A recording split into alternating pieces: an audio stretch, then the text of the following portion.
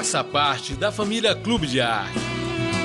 Pelo valor de R$ 18,00, você vai receber mensalmente no seu lar CDs e DVDs com seminários e entrevistas com temas atuais. Apresentações musicais produzidas pelos trabalhadores da arte espírita. Visualizações terapêuticas da coleção Encontro com Jesus. Entrevistas sobre temas atuais da coleção Áudio Entrevista. Documentários com registro da vida e obra de benfeitores da humanidade e muito mais. Quem não nascer de novo não pode ver o reino do Senhor. Os associados do Clube de Arte vão receber no mês de outubro o CD Comerge 2011, Ser Cristão, uma questão de vivência. Este é mais um brinde do Clube de Arte para o seu coração. Você não pode perder. Ligue 0 Operadora 21 30 17 9800 ou acesse clubedearte.org.br e associe-se. E por apenas R$ 18,00 você vai receber o CD e gratuitamente a assinatura mensal da revista Cultura Espírita.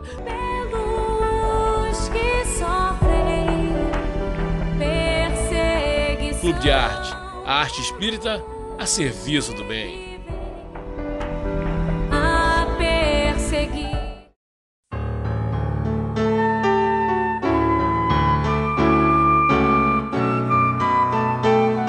O Despertar Espírita está no ar, o seu momento de paz e reflexão. Um olhar atento sobre temas da atualidade que interferem na nossa vida. E um estudo dos conceitos fundamentais da doutrina espírita.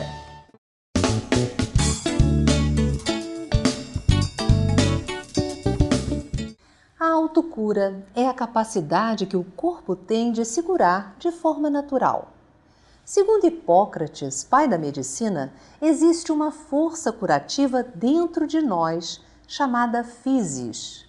A homeopatia e a naturopatia chamam de energia vital, e os hindus chamam de prana. Na terminologia espírita, essa energia cósmica é o fluido vital. O equilíbrio do corpo e da mente, a harmonia e a paz de espírito, o bem-estar e a alegria de viver são características do homem de bem, que utiliza seus recursos naturais para manter-se saudável e equilibrado. Segundo o espírito Joana de Ângelos, pelo médium Divaldo Pereira Franco, não basta não termos doenças. Precisamos promover a saúde integral, que passa por todos os níveis que compõem o nosso ser. Como é possível dar-se a autocura? Todos estamos em condições de realizá-la? Para conversar conosco sobre este tema está aqui o Dr. Luiz Sérgio. Ele é médico psiquiatra, escritor e expositor espírita. Dr. Luiz Sérgio, bem-vindo ao nosso programa. Olá. É possível dar-se a autocura? É possível, sim. Nós temos que entender alguns conceitos básicos. Primeiro, antes de falar de cura, se você me permite, eu gostaria de falar de saúde. Muito bom, vamos lá. Então, a saúde nós podemos entendê-la, pelo menos com os recursos da doutrina espírita, nós entenderíamos a saúde como um conceito de saúde integral. Tá? A própria Organização Mundial da Saúde, ela já define esse conceito como sendo bem-estar bio, psico, sócio e espiritual do ser humano. Então, entenda aí já na própria Organização Mundial de Saúde uma visão de globalidade do ser. Então, muitas vezes, quando falamos em saúde e doença, nós nos identificamos com uma pessoa sem doença, não é? Saudável do ponto de vista físico. Mas muitas vezes uma pessoa está rígida, saudável do ponto de vista físico e está deprimida, prestes a se matar, por exemplo, não é? Ou às vezes a pessoa está bem psiquicamente e fisicamente não está bem, com os seus relacionamentos não está bem, com o ambiente que o cerca não está bem. Então, o conceito de saúde, portanto, o de tratamento e de cura, ele é multifatorial. Então, a gente tem que olhar todos esses ângulos. Então, todos nós temos condição de trabalharmos esses fatores múltiplos que nos conduzem a um equilíbrio, a uma harmonia? Desde que tenhamos, primeiro, consciência disso, que somos seres globais, somos seres holísticos, que somos seres que temos diversas dimensões. Então, esse conceito de multifatoriedade é importantíssimo, porque às vezes nós cuidamos da nossa aparência e temos uma vaidade enorme, não é mesmo? Cuidamos da nossa alimentação, mas não cuidamos, por exemplo, dos nossos pensamentos. Os nossos pensamentos, na maior parte das vezes, são pensamentos doentios, são pensamentos negativos. Aí também há necessidade de se cultuar uma observação para que esses níveis possam estar em razoável equilíbrio. Evidentemente, isso é muito difícil, porque quando estamos encarnados, nós sofremos as injunções do corpo físico, que muitas vezes provoca situações de doenças físicas. Então, temos reações emocionais ligadas a situações físicas e temos situações físicas ligadas a situações emocionais. O princípio básico é você se conhecer, é você entender que você é um espírito encarnado e tem múltiplos aspectos girando em torno da sua possibilidade. Eu tenho uma amiga que está com câncer, com metástase, e ela é portadora de uma harmonia, de um equilíbrio fantástico. E vejo pessoas que estão realmente saudáveis fisicamente e que estão com uma doença emocional, tristes, desequilibradas, desarmônicas, que não sabem construir o equilíbrio em sua própria vida. Como chegar a um termo assim de equilíbrio? Já que doença é natural no corpo humano, daqui a pouco nós todos vamos ter que partir, não é? Com certeza. A doença ainda é uma característica do nosso nível evolutivo.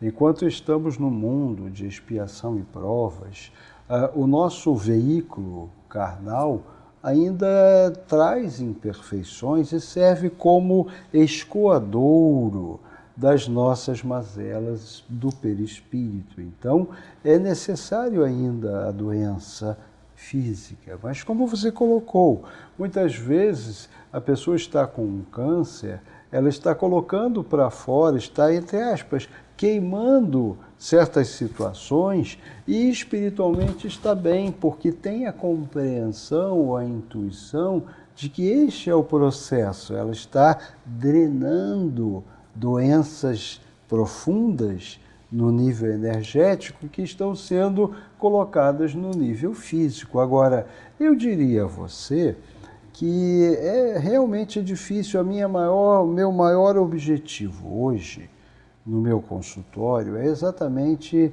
alertar as pessoas sobre essa multifatoriedade, sabe? Porque quanto mais as pessoas tiverem consciência dessa multifatoriedade, maiores serão as chances delas gerenciarem de forma mais equilibrada todos esses aspectos que estão em constante, não há um equilíbrio estático, é um equilíbrio dinâmico. Você agora está bem, daqui a 10 minutos alguma coisa acontece e você já não estará tão bem. Então é impossível se atingir no nosso estado evolutivo um conceito de saúde integral, equilibrada, total, porque aí não precisaríamos nem mais estar encarnados, nós já teríamos atingido uma condição evolutiva plena, não é mesmo?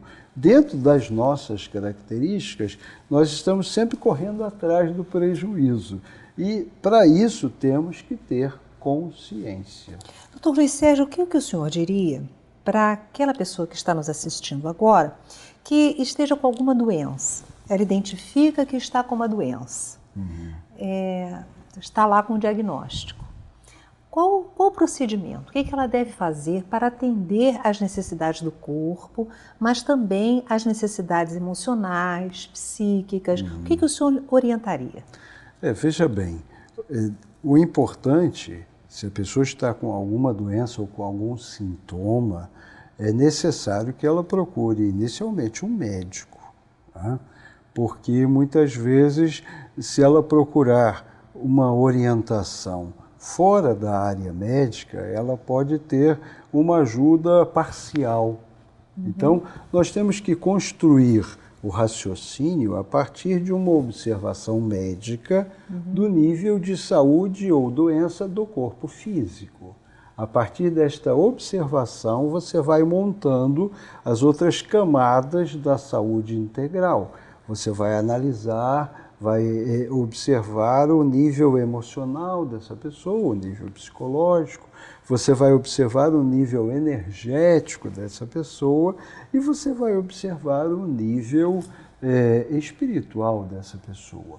Dentro das nossas observações, nós criamos um termo e uma técnica que nós estamos chamando de terapia pluridimensional integrativa. O que vem a ser esta terapia? O indivíduo chega ao consultório e ele é analisado e avaliado nesses vários aspectos. Então, nós fazemos uma entrevista médica com ele, nós fazemos uma análise psicológica da sua problemática através de questionários, nós fazemos uma avaliação energética dos seus chakras, e nós fazemos uma avaliação espiritual do seu nível espiritual. Muitas vezes o indivíduo está com um processo obsessivo grave, que já está deitando raízes no corpo físico. Então, processo obsessivo, o senhor diz, a influência de um espírito perturbador ali na vida e até no corpo e no psiquismo da pessoa. Porque isso vai descendo desses níveis para o nível físico. Então, não adianta eu dar um medicamento alopático, ou a homeopatia, ou os florais, ou ele fazer a terapia, se esse processo de influenciação negativa não for tratado também. Então, pelo que o senhor está me dizendo, vê se eu estou deduzindo corretamente. Em realidade, o processo de autocura já é um processo, né? Então é um processo. A autocura é um gerenciamento deste processo de saúde integral, que deve levar, então, em consideração a questão do corpo físico, e a pessoa precisa buscar um especialista, um médico naquela área, mas também ela não pode desconsiderar que é um espírito, que tem um perispírito, não é? E que tem uma série de outras atitudes que ela precisa tomar para conquistar essa saúde. Com certeza. Veja bem, isso que você chama de autocura passa necessariamente pelo processo de consciência, de perceber-se indivíduo encarnado num processo evolutivo. O que não quer dizer que, como você colocou no início do programa, o próprio corpo físico tem o fluido vital que tem uma tendência sempre para o reequilíbrio. Tá? Então, quando você tem uma doença, um corte, um trauma, há uma tendência natural do corpo se refazer. Essa energia vital, esse fluido cósmico, isso tudo leva a pessoa a esse processo. E aí você observa coisas muito interessantes.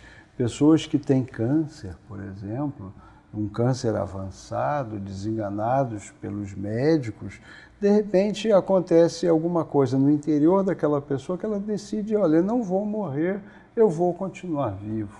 E milagrosamente a pessoa se cura. Tá? Também o oposto é verdadeiro, a pessoa está ótima hoje aqui, de repente ela bota na cabeça que vai morrer e em uma semana ela morre. Então, existem ainda esses mecanismos internos que são desconhecidos, embora estejam sendo estudados pela ciência, mas ainda são mecanismos desconhecidos. Um exemplo que a ciência estuda é o chamado efeito placebo. Seria a administração de pílulas sem um conteúdo farmacêutico, terapêutico ativo. E a pessoa toma o placebo e melhora. Por quê? Como? Nós ainda estamos engatinhando nessa área. Existem pesquisas de neurociências. Hoje existe uma área da ciência que chama-se psiconeuroimunologia, que é uma ciência que estuda os efeitos do psiquismo sobre o nosso sistema imunológico e sobre o funcionamento da neuroquímica do nosso cérebro. E sobre isso eu ia lhe fazer uma pergunta. Então, o que nós pensamos, o que nós falamos, aquilo que ocupa mais a nossa mente, gera uma repercussão orgânica? Com certeza, com certeza. Você mencionou Hipócrates, o pai da medicina. Ele falava que nós somos o que comemos. Eu diria que nós somos o que comemos e somos o que pensamos. Porque, evidentemente, o pensamento é uma energia viva que vai influenciar comprovadamente o nosso sistema orgânico, não tenha dúvida. Existe uma pesquisa interessante de uma doutora, se não me engano, nos Estados Unidos, que ela reuniu um grupo de estudantes e fez uma medida das suas células de defesa, dos seus linfócitos. E a partir desse exame, viu o nível dos linfócitos e apresentou um filme de terror para essas pessoas, aqueles horrorosos. E imediatamente após o filme, mediu novamente o índice dessas células e elas haviam baixado. De outra feita, no outro dia, mediu normal e apresentou uma comédia do gordo e magro. Tá? Os estudantes riram muito e depois fizeram o exame, as células estavam mais elevadas. Ou seja, o nosso psiquismo influencia nas nossas células imunológicas e, de contrapartida, rir é o melhor remédio mesmo. Muito bom. Como estabelecer uma relação entre a autocura e o autoamor? É possível? É possível porque uma é consequência da outra. Eu diria assim que a questão do autoamor, que eu chamaria mais adequadamente de autoestima, é uma questão muito importante e muito delicada, porque a coisa mais difícil é nós sermos do tamanho que realmente somos.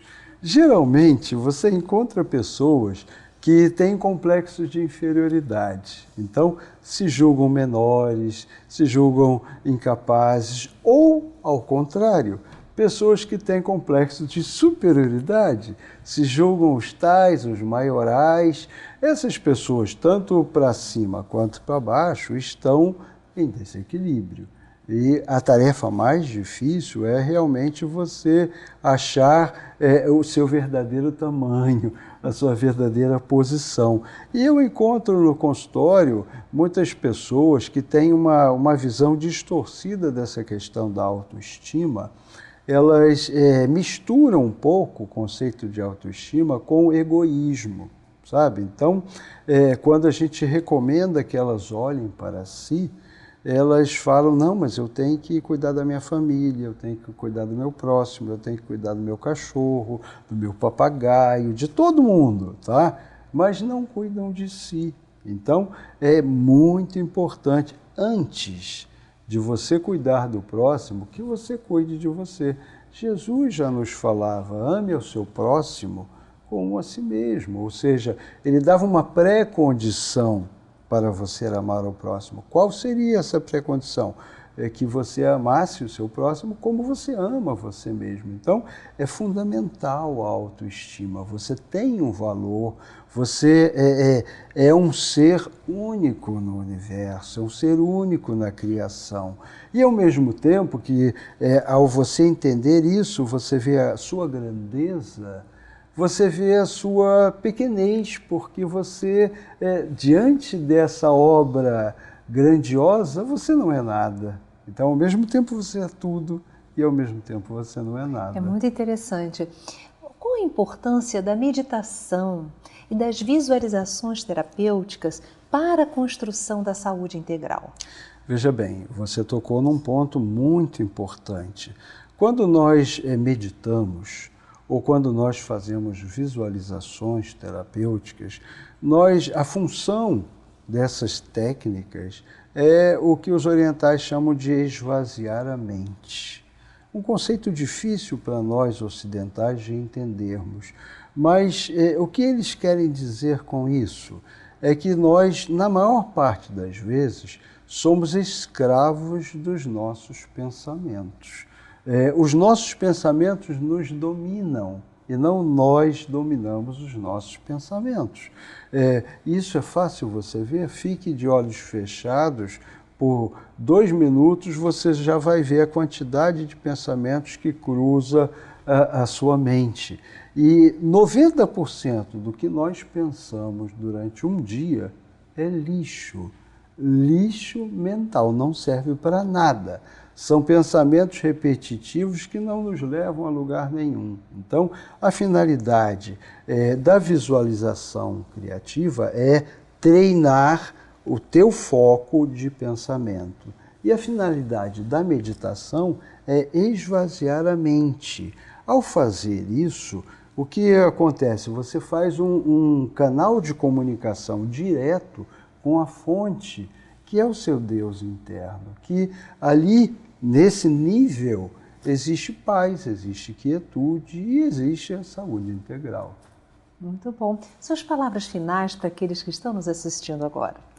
Eu gostaria de deixar a mensagem que nós estamos todos no mesmo barco, certo? Nós estamos todos a caminho da luz, nós estamos todos buscando uma situação melhor, uma qualidade de vida melhor. Então, é importante, é necessário que lutemos pela sobrevivência material, que queiramos ter bens mais adequados, que queiramos progredir na escala social. Tudo isso faz parte da nossa condição de espíritos encarnados. Mas que nós não devamos esquecer que, acima de tudo e prioritariamente, nós temos objetivos espirituais, que todo o processo que estamos vivenciando aqui é transitório, todos os bens são transitórios, então que nós possamos utilizá-los, mas sem nos apegarmos. Eu diria que as 2 palavras, se eu tivesse que terminar esse programa com 2 palavras, eu diria consciência e desapego. Muito obrigada, doutor Luiz Sérgio, pela sua presença no nosso programa. Eu que agradeço.